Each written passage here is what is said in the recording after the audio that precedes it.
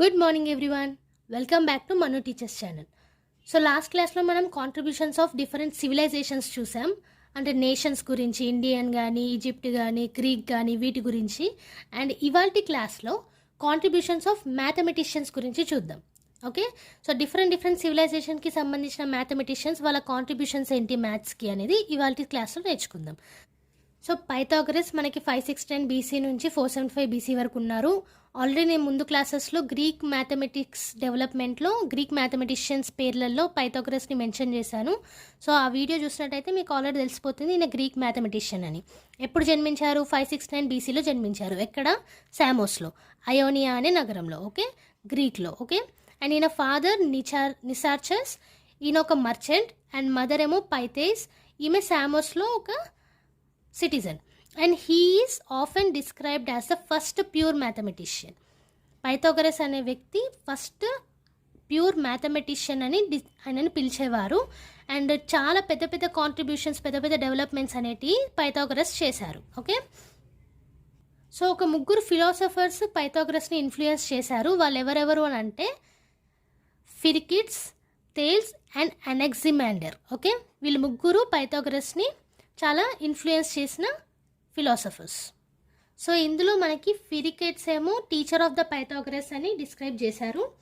And Thales and అనెక్సామిండ్రా ఎవరు అని అంటే థేల్స్ యొక్క ప్యూపుల్ ఏమో అనెక్సామిండ్రా. సో ఈయన ద్వారా కూడా పైథాగరస్ ఇంకా చాలా ఇన్ఫ్లుయెన్స్ అయ్యి జామెట్రీ కానీ, ఆస్ట్రానమీ కానీ దాంట్లో ఇంట్రెస్ట్ అనేది పెరిగింది. ఓకే, సో పైథాగరస్ చైల్డ్హుడ్ గురించి అంతగా హిస్టరీలో లేదు, ఎక్కువగా తెలిసిలేదు. వాళ్ళ మదర్ నేమ్, ఫాదర్ నేమ్, వాళ్ళ ఆక్యుపేషన్స్ ఏంటి, ఈయన ఎక్కడ జన్మించారు, ఎందులో వర్క్ చేశారు, ఎవరెవరు ఫిలాసఫర్స్ అనేది మాత్రం ఐడియా ఉంది. ఓకే, సో పైథాగరస్ 535 బీసీలో ఈజిప్ట్కి వెళ్ళారు.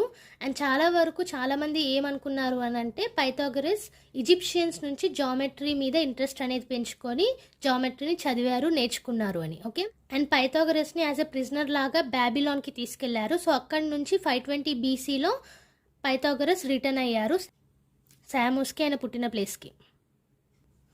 సో అక్కడ నుంచి రిటర్న్ అయిన తర్వాత, ఎక్కడి నుంచి బ్యాబిలాన్ నుంచి రిటర్న్ అయిన తర్వాత సామోస్లో ఒక స్కూల్ అనేది నిర్మించారు, సెమీ సర్కిల్ అని. ఎవరు? పైథాగరస్. ఓకే, తర్వాత పైథాగరస్ సామోస్ని కూడా వదిలిపెట్టేసి సదర్న్ ఇటలీకి 518 బీసీలో వెళ్ళారు.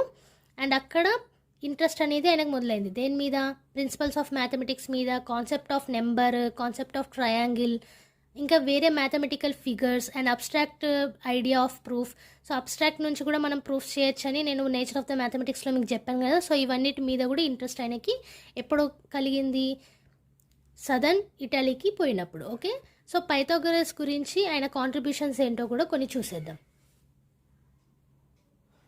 సో పైథాగరస్ కాంట్రిబ్యూషన్స్లో ఆయన మ్యాథమెటికల్ థియరీ ఆఫ్ మ్యూజిక్లో కాంట్రిబ్యూట్ చేశారు. అలాగే ప్రాపర్టీస్ ఆఫ్ నెంబర్స్లో ఆడ్ నెంబర్ కానీ, ఈవెన్ నెంబర్స్, పర్ఫెక్ట్ నెంబర్స్, ఇవన్నీ ప్రాపర్టీస్ ఆఫ్ నెంబర్స్ కిందకు వస్తాయి. ఎందుకంటే నెంబర్స్ అనేటివి డిజిట్స్ అని మనం అనుకోవచ్చు. దానిలో ప్రాపర్టీస్ ఏంటి? ఒకటి ఈవెన్ నెంబర్ అంటాం, ఒకటి ఆడ్ నెంబర్ అంటాం, natural numbers, real numbers, rational numbers.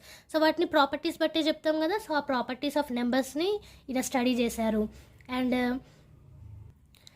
ఇంకోటి ఏంటంటే 2n+1 = n+1² - n². అంటే ఏదైనా ఒక ఆడ్ నెంబర్ని తీసుకుంటే అది రెండు స్క్వేర్స్ మధ్యలో డిఫరెన్స్ని సూచిస్తుందని చెప్పేసి కూడా ఈయన డిస్కవర్ చేశారు. Okay, if you take a odd number it can be expressed as a difference of 2 squares. Okay, రెండు స్క్వేర్ల మధ్య డిఫరెన్స్ని ఆడ్ నెంబర్ తోటి రిప్రజెంట్ చేయొచ్చు అనేసి డిస్కవరీ చేశారు.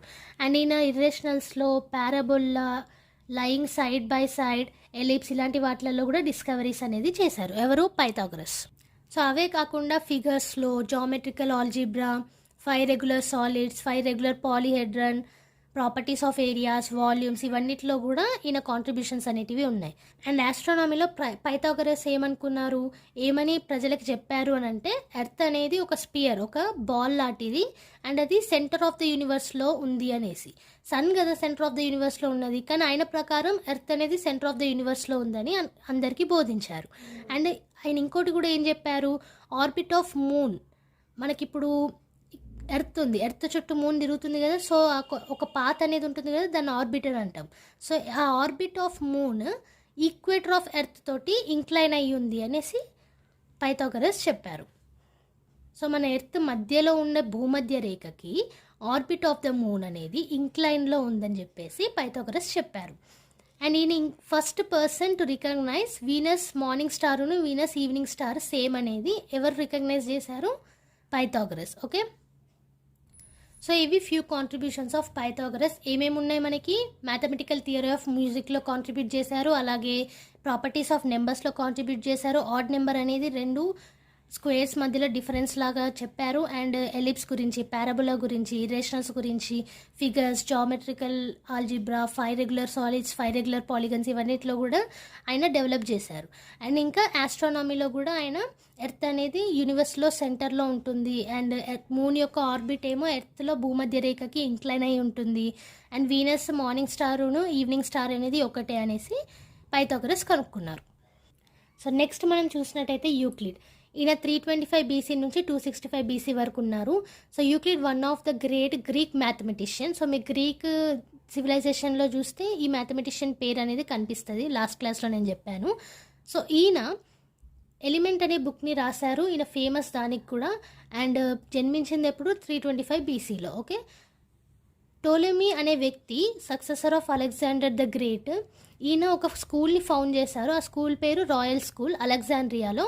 సో అక్కడ 300 బీసీలో యూక్లిడ్ మ్యాథమెటిక్స్ని బోధించారు. ఓకే, సో ఆయన బుక్ ఎలిమెంట్స్ వల్ల ఆయనని ఫాదర్ ఆఫ్ ద జామెట్రీ అని కూడా అన్నారు, అండ్ లీడింగ్ మ్యాథమెటిషియన్ ఆయన టైంలో because of his books. Okay, geometry మీద ఆయనకి అంత పట్టు ఉండే అన్నట్టు, బుక్స్ క్రియేట్ చేసే అంత. సో ఈ ఎలిమెంట్ అనే బుక్ మ్యాథమెటిక్స్ ట్రీటైజ్ అంటారు. ట్రీటైజ్ అని అంటే ఒక లాంగ్ బుక్, దేని మీద ఒక టాపిక్ తీసుకొని లాంగ్ బుక్ అనేది డీటెయిల్డ్ ఇన్ఫర్మేషన్ తోటి ఇస్తే దాన్ని ట్రీటైజ్ అని అంటారు. సో ఈ మ్యాథమెటిక్స్ ట్రీటైజ్ ఎలిమెంట్స్ అనే book centre of the mathematics అయింది ఎప్పటి వరకు? 200 ఇయర్స్ వరకు కూడా. ఓకే, అండ్ వెస్ట్రన్ యూరోప్లో జామెట్రీ టెక్స్ట్ బుక్స్ సెంచరీస్ వరకు యూజ్ చేశారు. ఎవరిది? యూక్లిడ్ది. ఓకే, సో అందుకే ఫాదర్ ఆఫ్ ద జామెట్రీ అని యూక్లిడ్ని పిలిచారు. సో ఆయన బుక్ పేరేంటి? The elements. సో ఈ బుక్ గురించి చూస్తే ఇందులో ఒక్క ప్రూఫ్ కూడా యూక్లిడ్ ఆయనకైనా చేయలేదు, కానీ అన్నిటినీ ఒక దగ్గరికి గ్యాదర్ చేసి ఆ జామెట్రీలో ఉన్న ఎలిమెంట్స్ గురించి కానీ, వాటిలో ఉన్న ప్రూఫ్స్ గురించి కానీ, థియరమ్స్ గురించి కానీ హైలైట్ చేసి ఒక దగ్గర తీసుకొచ్చి యాజ్ ఎ బుక్ లాగా, యాజ్ ఎ టెక్స్ట్ బుక్ లాగా ఈయన పబ్లిష్ చేశారు. ఓకే, అండ్ ఈ ఎలిమెంట్స్ అనే బుక్ ద బెస్ట్ సెల్లర్, వరల్డ్లోనే బెస్ట్ సెల్లర్ అయింది. సో అంత బాగా ఉన్నాయన్నట్టు ఇందులో జామెట్రికల్ ఇష్యూస్ గురించి. సో అందుకే ఆయనని ఫాదర్ ఆఫ్ ద జామెట్రీ అని సంబోధించారు. సో ఈ ఎలిమెంట్స్ అనే ట్రీటైజ్లో అంటే లాంగ్ బుక్లో మనకి 13 బుక్స్ అనేటివి అవైలబుల్ ఉన్నాయి.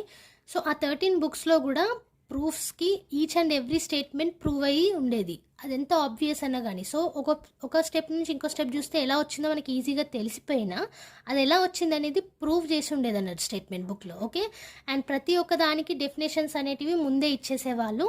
అండ్ యాక్సియోమ్స్ అంటే సిద్ధాంతాల గురించి కూడా కామన్ నోషన్స్ అండ్ ఎలిమెంట్స్లో ఉంటుంది సిద్ధాంతాల పేరు. సో యూక్లిడ్ అవి కూడా క్లీన్ అండ్ క్లియర్గా మెన్షన్ చేశారు బుక్లో.